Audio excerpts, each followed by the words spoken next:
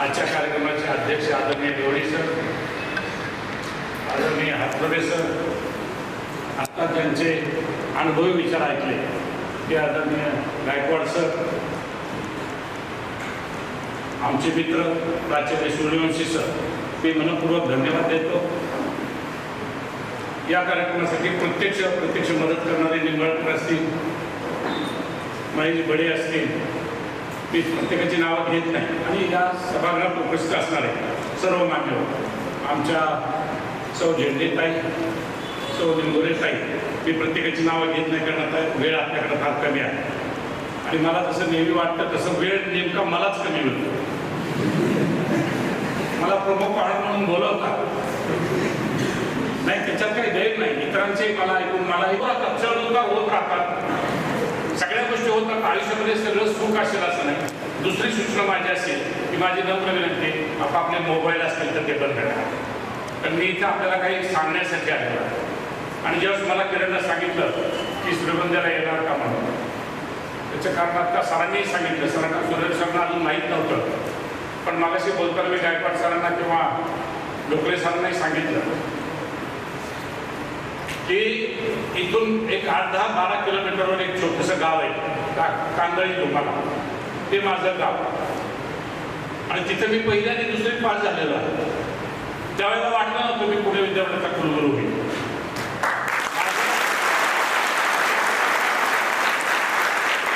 का सांगतोय?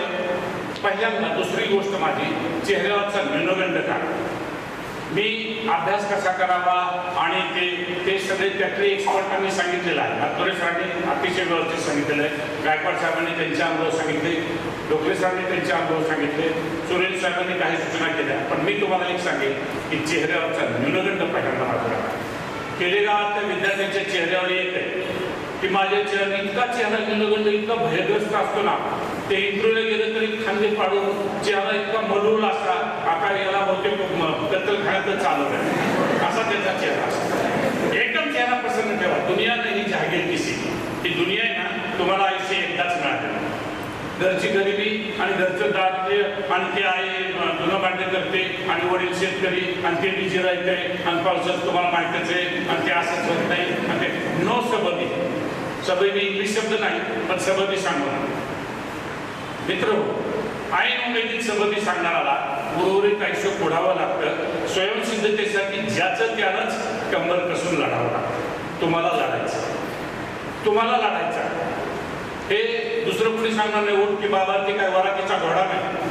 आपल्या वरातीला घोडा असतो गावाकडे, म्हणजे नवर देऊन त्याच्या हातात कट्यार घेऊन बसतो, जसं काही चालवार आहे. ती कट्यार घेऊन बसतो, ते घोड्यावर कट्ट्याजवळ आणायला लावतो, ते घोडेवाला आणतो, त्याच्यावर हा बसतो आणि तरी सुद्धा चालताना हळूच त्या घोडेवाल्याच्या कानात सांगतो सोडू नको. कारण का आयुष्य म्हणजे काय, पटांगणात सोडलेला उमदा घोडा आहे आणि त्याच्यावर तुम्हाला बैठक लावायची आणि हेच ते वय. हे वय एकदा निघून गेलं ना की पुढं काहीही होणार नाही. घरचं दारिद्र्य सांगायचं नाही, घरचं फलानं सांगायचं नाही. मला आयुष्यात एक संधी मिळाली, ती संधी सोडणं करा आणि 100% होतं. फक्त हे सगळं यांनी जे लोकांनी सांगितलं ना, हे डोकरे साहेबांनी सुद्धा 1, 2, 3 स्टेजेसमध्ये गेले. गायकवाड साहेबांनी त्यांचे अनुभव सांगितले. याच्यासाठी एकच लागतं, इथून पेटणारी ओढणी. इथून जर आला असेल ना तरच या भांगडीत पडा. MPSC UPSC आहे, इथून यायला पाहिजे. ते कुणीतरी सांगितलंय आणि शेजारच्या गावात गेलता आणि आमच्या कॉलेजमध्ये व्याख्यान झालं, मग मी पेटलो आपण आणि मग मी आपण झालं. तो जागेवर बस, मी त्याला म्हणतो जागेवर बस, त्याला शांतपणे डोळे आपण विचार करा. आयुष्यातल्या ज्या फेजमधून तुम्ही चाललेला आहे ते अत्यंत आयुष्यातली महत्त्वाची फेज. ही जर एकदा फेज गेली तर काहीही होणार नाही. दारिद्र्य तर माझं होतं. मी माझ्या कन्यांना सगळ्यांना सांगेन, तुमच्या तोडीस तोड मी स्वयंपाक करू शकतो, कारण 6 वर्ष मी करून खाल्लेला आहे. माझ्या घरचं दारिद्र्य कुणाला सांगायचं. पहिली गोष्ट म्हणजे आयुष्याचा अर्थ सांगणार. आयुष्य नेमकं काय? आयुष्याचा अर्थ सॉक्रेटिस पासून किंवा त्याच्या अगोदर सॉक्रेटिस पासून म्हणा तिथपासून ते आजपर्यंतच्या कोणत्याही तत्ववेत्याला सांगतात. आयुष्याचा नेमका अर्थ काय? आयुष्याचा अर्थ एवढाच आहे की ज्याचं त्यांना आयुष्याला अर्थ द्यायचा आहे. प्राप्त परिस्थिती. आयुष्य 2 भागात विभागले. एक ऑब्जेक्टिव्ह आहे जे दैवाधीन आहे. चल मी कधी घरात जन्माला आलो, आता गरीब घरात जन्माला आला तर मी किती उजेड पाडला असता, पण आता ह्या घरात जन्माला आलो काय, तो आता आला त्याला करायचं काय, त्याला करायचं काय, तुला माहिती आहे ना आला जन्माला, आता आला तर निभावावं लागेल ना, आलाय ती पहिली गोष्ट मेहरबानी समज की पृथ्वीच्या पाठीवर तुला एक संधी मिळाली, याचं मला सोनं करायचं. की कारण सांगतो गरीब घरात जन्माला आलो नथिंग डुईंग, ते अजिबात सांगायचं नाही. आयुष्य ऑब्जेक्टिव्ह आहे, दैवाधीन.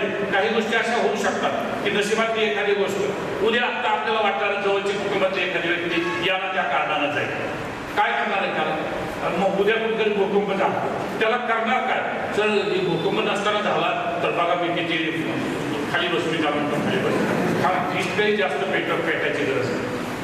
कारण का आयुष्याचे ऑब्जेक्टिव्ह दैवाधीन आहे, हे त्याच्याविषयी काहीच बोलायचं नाही. उरलेला जो भाग आहे आयुष्याचा तो आहे तो सब्जेक्टिव्ह आहे. म्हणजे काय की जे माझ्या हातात आहे, तुमच्या आमच्या हातात आहे, फक्त ते हातात आहे आणि त्याला वळण द्यायचं, त्याला आकार द्यायची धमक, आवाका, कुवत, क्षमता, पोटेन्शियल माझ्यात आहे. हे प्रत्येकाला आतून वाटलं पाहिजे. जोपर्यंत तुम्ही आतून पेटत नाही ना, की तुम्ही पुस्तकं किती वाटली ना, औपचारिक शिक्षण किती झालं, त्या गोष्टींना तेही महत्त्वाचं आहे, पण त्या गोष्टींना एवढं महत्त्व देण्याची काहीही गरज नाही.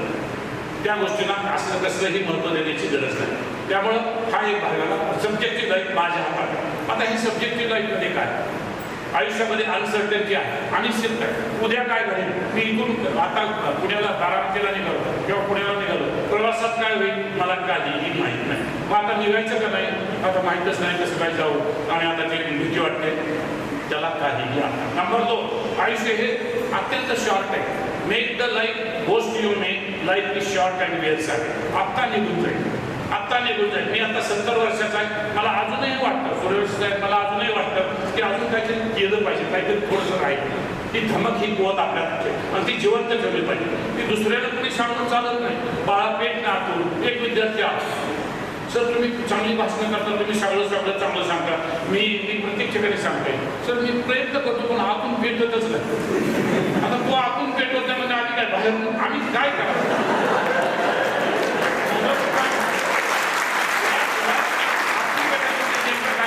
आतून पेटायचं म्हणजे एक गोष्ट करायची, चांगलं आता सरांनी सांगितलं की चांगलं वाचन करायचं. उरलेला वेळ आपल्याकडे सवय असतात उचापती करायची, उरलेला वेळ आहे ना तो चांगल्या कामासाठी वापरा. चांगली महत्वाची मोठमोठ्या लोकांची चरित्र वाचा. शून्यातून जी माणसं आबाळाला भिडलीत ना, एक नाही असे हजारो माणसं आहेत शून्यातून जी आबाळाला भिडली, त्यांची चरित्र वाचा, त्याच्यावर चिंतन करा.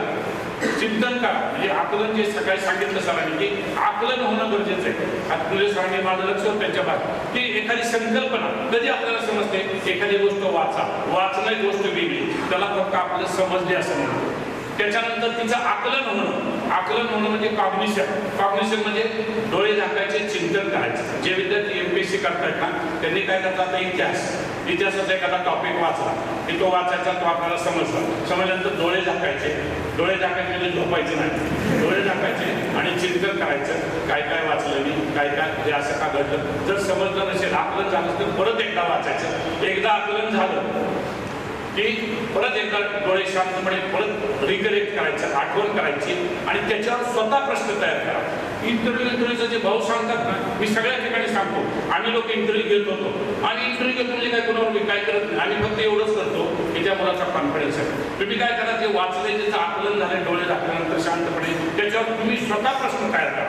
तुम्ही प्रश्न तयार केले की तुम्ही मास्टर झाला, संपला विषय. मग तुम्ही जे वाचलंय की तो कुठले काही एखाद्या दुसरा प्रश्न असेल, ज्या प्रश्नाची उत्तरं तुम्हाला येत नसतील, तेव्हा सरळ सांगा, सॉरी सर मी वाचलं, मला ते आठवत नाही किंवा मला ती संकल्पना क्लिअर नाही, असं म्हटलं तरी मार्क्स मिळतात. कारण तुमच्याकडे बोलणेस तेवढं सांगण्याची क्षमता आहे, तेवढं सांगण्याचं धाडस आहे. मला हे कळत नाही हे म्हणायला सुद्धा अक्कल लागते, धाडस लागतं आणि ते तिथं प्रशासन करून बसल्यावर लागतं. ते फार गरजेचं आहे. हा सगळा भाग झाला, चॉईसचा भाग झाला. मी आपल्याला सांगितलं की निर्णय घ्यायचा. आता निर्णय म्हणजे चॉईस आहे. आयुष्य हे चॉईस आहे. चॉईस म्हणजे काय करायचं ना तुम्ही ठरवा. तुम्हाला कोणाला MPSC व्हायचं MPSC, कोणाला धंदा करायचा, एखादा चांगला बिझनेस करायचा ते करा. फक्त MPSC UPSC म्हणजे जगण्याचे क्षेत्र आहे असं कृपा करून समजू नका. मी मात्र सगळ्या ठिकाणी सांगतो, तुमच्यात जे गट्स आहे, तुमच्यात जे ॲबिलिटी आहे, तुमच्यात जो तुम्ही लपला त्याला बाहेर काढा. आणि ते आपल्याला असं गरजची परत ना, ते तुम्ही जर इथून आलं ना, सरांनी सांगितलं हात इथून जर आला असेल त्यांनी वेगळ्या भाषेत सांगितलं, मी सांगतो आणि मी नेहमी असं सांगतो, जर तुम्ही आतून आलं, आतली ओढ, त्याला इंग्लिशमध्ये इनर ड्राईव्ह किंवा आतली ओढ असं म्हणतात, ते जर एकदा तुमच्या मनात आलं तर तुम्ही स्वतःला थांबवू शकत नाही. ते पक्क लक्षात ठेवा, ते तिथून आलं पाहिजे की मला हे हे हे हे हे करायचं आहे आणि मी ते करणार म्हणजे करणार. हा एक भाग झाला. पहिला निर्णय म्हणजे डिसिजन मेकिंग. डिसिजन मेकिंग, आयुष्य जगतो म्हणजे काय करतो आपण?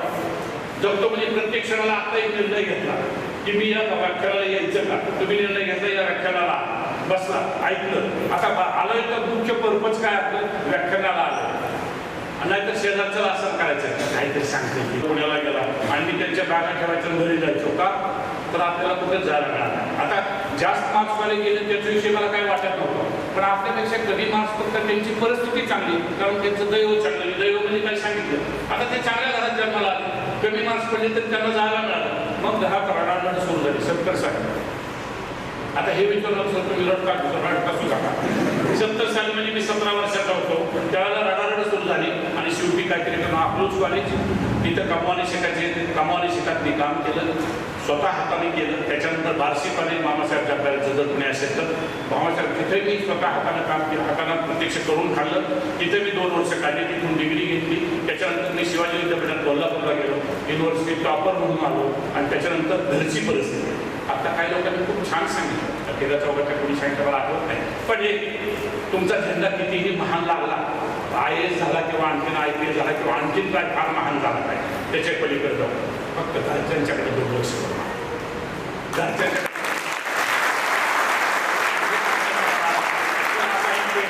आता मी पेटलोय, सरांचं भाषण ऐकलंय, आता गावाकडे जाणार, घरात जाणार नाही. आता मी इतकं पेटलोय ना, आता तुम्ही गेला त्या जागेला तुम्ही आम्हाला जर तुमचं कर्तृत्व भेटलं ना आणि हा सांगण्याचा अधिकार करा.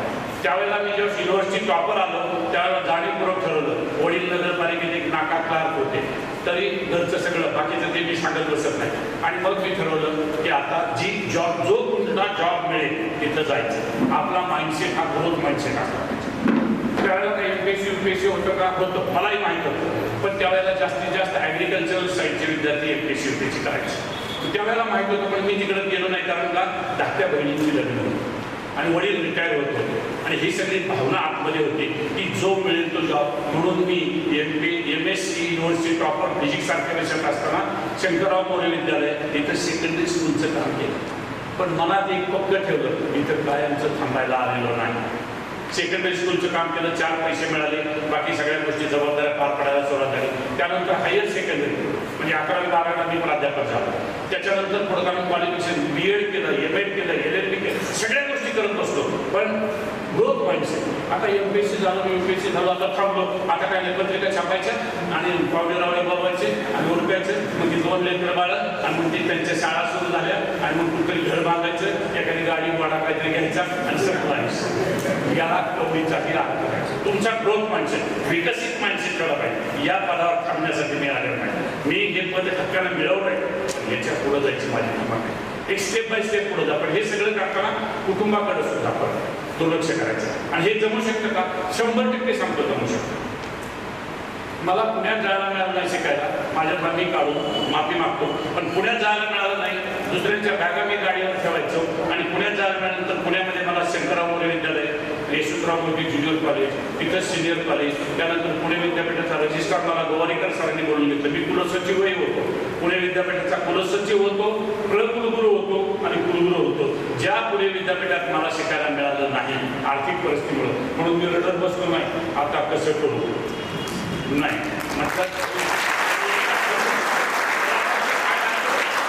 मला कोणी सांगत नव्हतं, अपमान होत होते, कधी काही लगेच यश असं येत नव्हतं. म्हणजे फक्त यश अपयश सगळं चालत राहतं. म्हणून माझी पुढची एक 4 मुद्दाम तुम्हाला सांगतो. पळ काढून कसं चालेल, पळ काढून कसं चालेल, बुद्धिमत्ता पणाला लावावीच लागेल, शिफारस पत्रावर कसं लागेल, गुणवत्ता सिद्ध करावीच लागेल. चांगल्या वाचनातून, चांगल्या चिंतनातून चांगलं स्वतःला पूर्णपणे कंट्रोल करा. आणि हे सगळं जमू शकतं अत्यंत व्यवस्थितपणे जाऊ. तुमच्याकडे काही गुण पाहिजे, हे सगळं करता.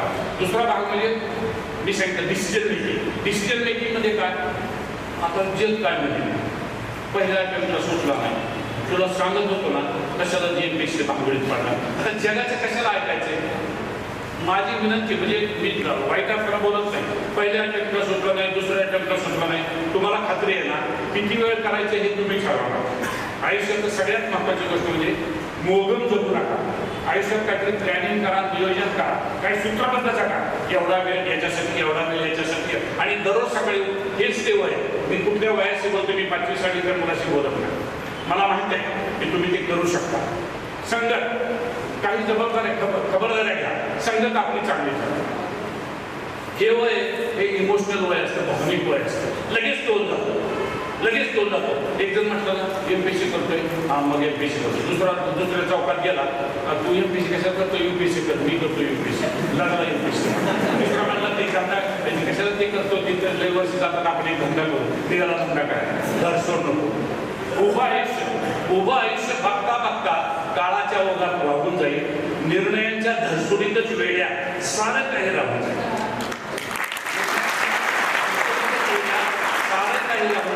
येता दिवस येणारा दिवस बघता बघता इतिहासाच्या स्वाधीन होईल. कंबर कसून फडात होतं नाहीतर कपडे सांभाळायचीच पाळी येईल. कपडे सांभाळायला फडत एखाद्याचे चांगले डाव फड आपल्याला माहिती आहे पुस्तकांचा फड. मी कधी फडात मामाच्या बरोबर जायचं इथं आजूबाजूला. म्हणून सकाळी नंतर मला ते वडगाव सांगितलं. त्यावेळेस मी म्हटलं की भिकारी वडगाव म्हणतात तेच का, त्याला आवडत ते नाव.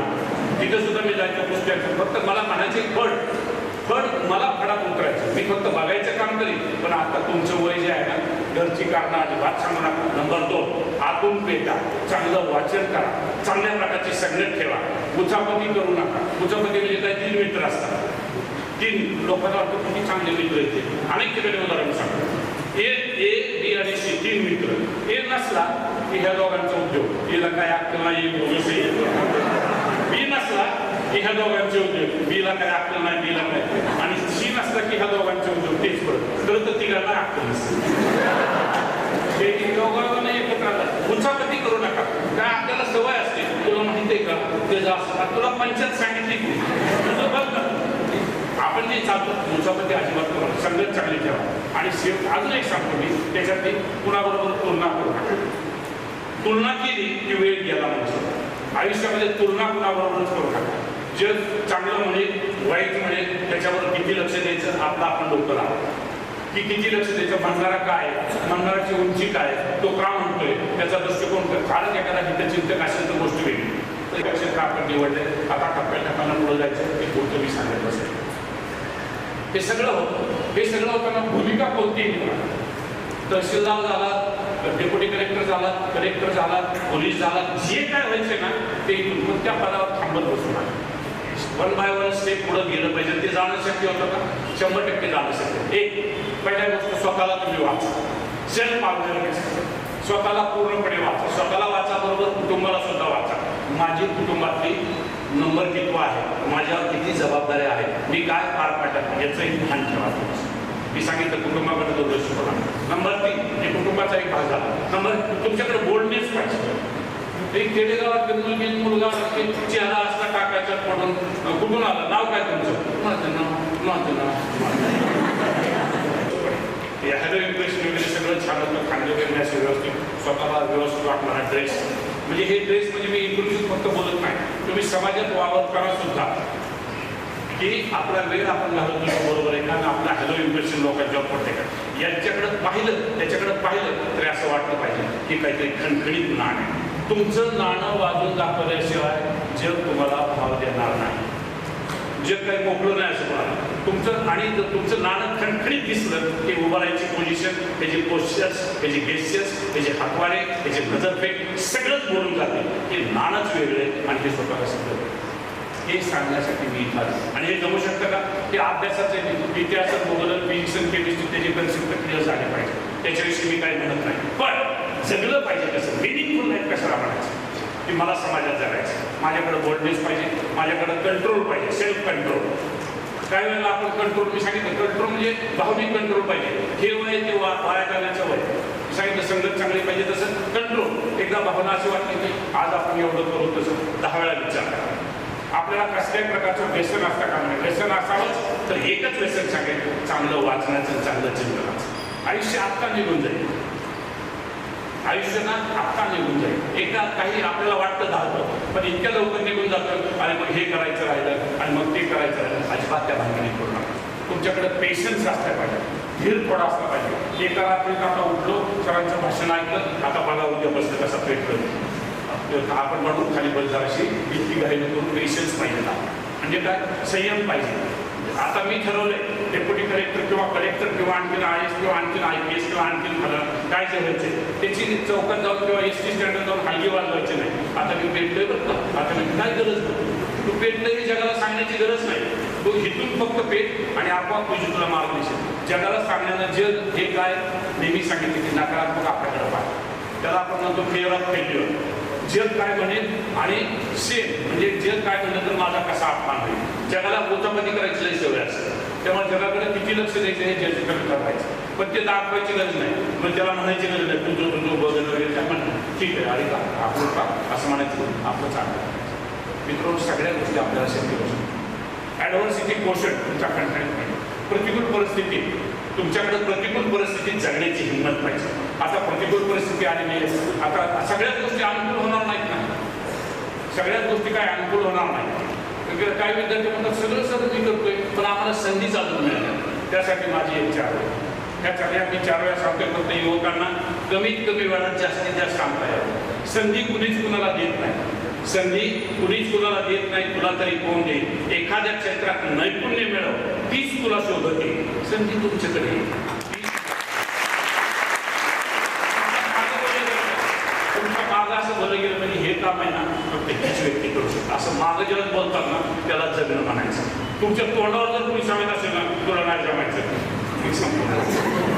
त्याला जगणं म्हणतच नाही, अप्रत्यक्ष म्हटलं पाहिजे. नाही, जे काम आहे ना फक्त ह्या व्यक्तीला सांगा, खणखणीत नादावर करा, असं अप्रत्यक्ष तुमच्या मागं बोलतो. आणि हे जमू शकतं का? या सगळ्या गोष्टी जमू शकतात. तुमच्याकडे करेज पाहिजे, धीर घेताना, निर्णय घेताना धीर पाहिजे. म्हणजे धीर म्हणजे काय, इतर गोष्टीवर कमांड मिळून, कंट्रोल मिळून मी माझा निर्णय घेणार आहे, इथं मी काहीच करणार. सेल्फ डिसिप्लिन, स्वतःकडे सेल्फ डिसिप्लिन. सकाळी उठल्यानंतर मी संध्याकाळी झोपेपर्यंत काय काय करणार ते तुम्हाला काय सर्वकाही शिकवलंच नाही. आता ह्यांचं माझं काम उद्योग तुम्हाला सेल्फ डिसिप्लिन शिकवायचं.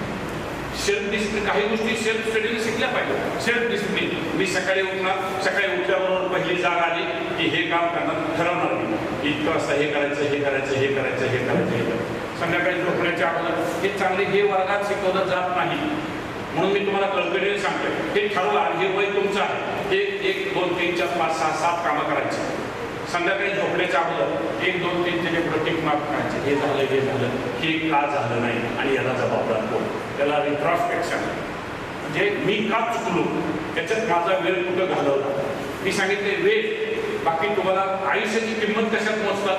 तुम्ही गाड्या किती घेतल्या, घोड्या किती घेतले, माड्या किती बांधल्या आणि फार्म हाऊस किती बांधले आणि बोगस पैसा कसा मिळवला, याच्यात आयुष्य मोजलं जात नाही. मी तुम्हाला सांगतो, माझं तळमळीनं सांगणार, पापाचा पैसा किंवा मरताना जे शेवटी असताना ते एकच होतं. एक पुस्तक आहे, टॉप 5 डेंजर रिग्रेट्स.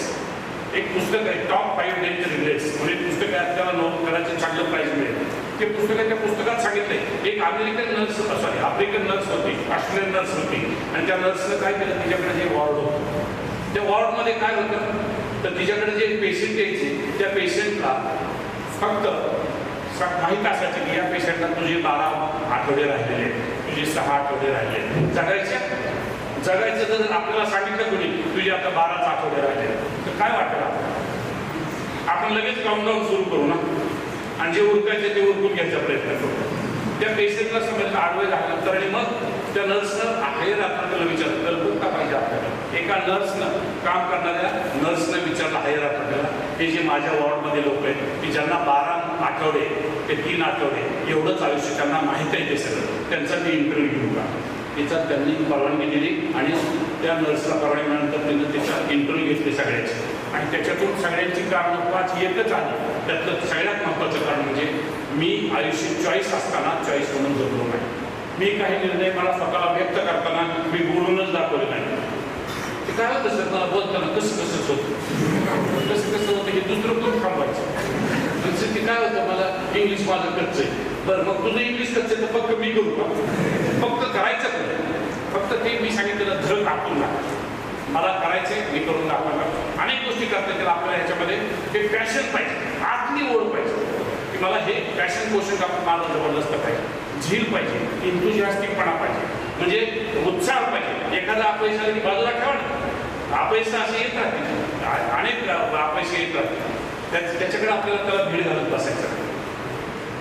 सगळ्या गोष्टी आयुष्यामध्ये शक्य होतात. चांगली चरित्र वाचा, खणखणीत नियोजन करा. शेवटचा सल्ला माझा की अत्यंत मोगम जगू नका. नियोजन करा आयुष्याचं. जे मोगम जगतात ना, जसं होईल तसं होईल, म्हणजे ते प्रवाहात जगण्यासारखं. जसं पाणी वाहतंय ना तसं व्हायचं. काय ते समाज प्रवाहात वाहत गेलो, मग ते मी आता सांगितलेलं. मग स्थळ आलं आणि स्थळ आल्यानंतर मुलांचे म्हणले आता किती दिवस थांबायचं बरोबर. आणि मलाही आतमध्येच वाटत होतं तरी म्हणतात.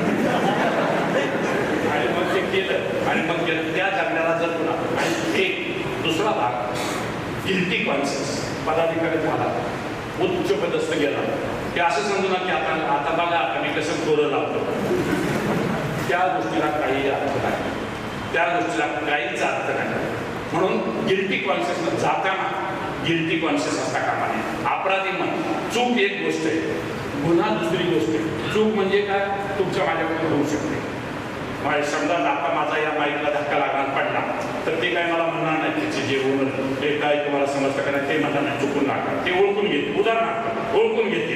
मी उदाहरण सांगितलं, त्यांच्याकडे बघू नका. हे झाला एक भाग. गुन्हा जाणीवपूर्वक कायदा मोडला, मस्ती, घमेल, सत्ता, ह्याच्यातून मी काय दिसतो, मला कोण काय करणार आहे की तुला बरं वाटेल, पण त्याला मानसिक समाधान म्हणतात. आत्मिक समाधान वेगळं असतं. आत्मिक जगायचं असेल तर आयुष्याचे तत्वज्ञान ठरवा. हे एक वय, याच वयात तुम्ही तुमच्या आयुष्याचं तत्वज्ञान ठरवा. तत्वज्ञान ठरवा म्हणजे काय, मला जगायचं मानसिक समाधानासाठी का आत्मिक समाधानासाठी. मी आत्मिक समाधानासाठी प्रत्येक गोष्ट, कारण मी सगळीकडे सांगतो ते सुप्रीम कोर्टाने, जिल्ह्याचं कोर्टाने, हायकोर्ट सगळी बाजू, त्यांचा मला आदर आहे. सगळ्यात महत्वाचं कोर्ट आहे. तुम्ही एखादं काम करायला घेतलं ना, ते कोर्ट आधीच सांगतो, अरुण तू चुकतोयस, तू चुकतो आहेस. हे कोर्ट आधीच सांगतो तू चुकतोयस. तरी मी घमेंडीत केलं, मस्तीत केलं तरी तुला नंतर जाताना मग त्यातलं कोर्ट म्हणजे त्याला आपण आत्मा असं म्हणतो, सोड असं म्हणतो. ते कोर्ट कधी माफ करत नाही. म्हणून आपण जनरली मी इतरांच्या धर्माविषयी बोलत नाही, पण हिंदू धर्मामध्ये जनरली असं केलं जातं, एखाद्याला आपण सोडवायला गेलो शेवटच्या कार्यक्रमाला गेलो, तिथं आपण काय म्हणतो, जाऊन त्याच्या आत्म्याला शांती मिळतो. का म्हणतो, कारण त्यानं जगताना बरेचशा काही चुका केल्या असतात. सगळं मानसिक समाधान, गाड्या घेतल्या, घोडे घेतले, चूक कॉपी करून परीक्षेला बसला. आपण कसं कुणाला सापडतच नाही की ती उद्या कोण चूक, तुला काहीच उपयोग नाही. ते सगळं शेवटी तिथं करावं लागतं. त्याला म्हणायचं गिल्टी कॉन्शियस. तो चुकीपेक्षा आणि गुन्हेपेक्षा फार वाईट असतो. त्याला चूक, गुन्हा आणि अपराध.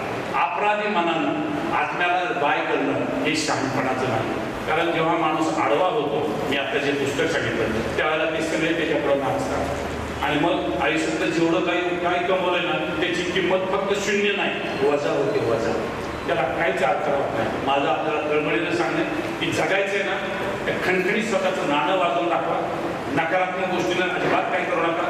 तुमच्या व्हॅल्यूज, तुमची प्रिन्सिपल्स, तुमचं कुटुंब, तुमच्या काय जे असतं त्या गोष्टी, तुमचा आवाका ओळखा, पोटेन्शियल ओळखा, न्यूनगंड काढून टाका, प्रसन्न चेहरा ठेवा. जगणं एकदम सोपं आहे. MPSC UPSC माझ्या दृष्टीने एकदम सोप्या परीक्षा आहे. फक्त आपण अवघड करून घेतो आणि जगाचं ऐकतो. जग म्हणतो इंग्लिशला 7 वर्ष जातं, तुला कधी तुझं तरी इंग्लिश असतं, तुला माहिती 38 मार्क्स येतात, तू कसं तुला करायचं तुझ्या पैशाची तू कर, माझं मी कर. 38 मार्क्स काय कर. एकच शेवटी उदाहरण सांगतो, अपयशाला घाबरू नका. एक पुस्तकाचं नाव सांगतो, ते युवकांनी प्रत्येकानं वाचावं. अनेक पुस्तकं फक्त एकच सांगतो, अब्राहम लिंकन. त्याचं चरित्र मराठीत उपलब्ध आहे. अब्राहम लिंकनचं चरित्र वाचा.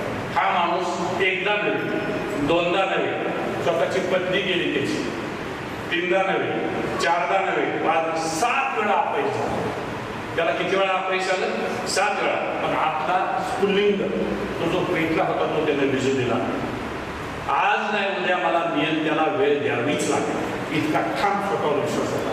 त्याला सेल्फ बिलीफ किंवा स्वतःवर असणारा भरोसा, ते आत्मविश्वासाचे शब्द त्याला बुलबुली झाले. भरोसा, माझ्यावर भरोसा. आणि हा माणूस 7 वेळा अपयश आला, पण सांगून एकदा नव्हे, दोनदा, अमेरिकेचा राष्ट्राध्यक्ष झाला. मला हे होतंय, मला ते होतंय असं कधी ठरवू नका. MPSC करायचं तुम्हाला ठरवा. MPSC करणं अतिशय सोपं आहे. मस्त प्लॅनिंग करा. नोट्स कशा काढायच्या त्या तुम्ही ठरवा. सगळ्या गोष्टी तुम्ही तुमच्या पद्धतीने करा. आणि ह्या सगळ्या गोष्टीवर अभ्यास कसा करावा मी सांगायला इथं आलेलो नाही. अभ्यास करायचा तुम्हाला इथून आलं की सगळे मार्ग आपोआप सुचतात. सगळे मार्ग आपल्याला आपोआप सुचतात. आणि त्यामुळं फक्त त्याला स्वयंप्रेरित होणं किंवा स्वयंस्फूर्त होणं, सेल्फ इन्स्पायर होणं. सेल्फ कारणं सांगत बसू नका. सगळ्या गोष्टी सहज शक्य आहेत. एकदम सगळ्या गोष्टी सहज शक्य आहेत. फक्त त्याचा अवलंबन आणि देखावा करू नका. आता मी काहीच देखावा न करता शांतपणे मी आता झालेलं आहे, आता ठरवलेलं आहे, हे माझं प्लॅनिंग, हे माझं हे घरातली कामं करत, हे सगळं करत त्यात एक आनंद घेत आत्मिक समाधानासाठी जागा. एवढंच मी आपल्याला इथे सांगतो. सगळ्या गोष्टी जगणं अत्यंत सोपं आहे. फक्त ते सायंटिफिक किंवा सूत्रबद्ध पद्धतीनं वेळेचा योग्य वापर करत आपण जगलं पाहिजे. यश हे हमखास आपल्याकडे चालून येतं. त्याच्यावर माझ्या बोलण्यावर विश्वास ठेवा आणि ते मी स्वतः अनुभवलेलं आहे. जय हिंद, जय महाराष्ट्र.